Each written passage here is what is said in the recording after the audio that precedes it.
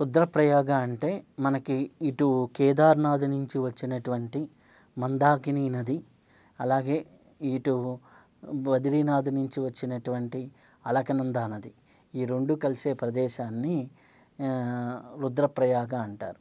ఈ రుద్రప్రయాగలో మనము సంత సదానందగిరి బాబా గారు అని మనం ఎన్నో ఇంటర్వ్యూ చేసాం.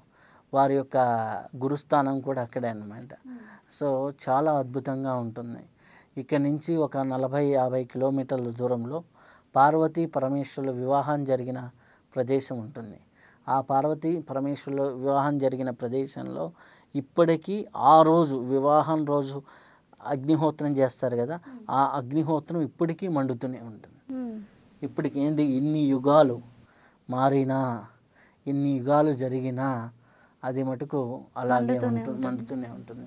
అంత అద్భుతమైనటువంటి ప్రదేశం.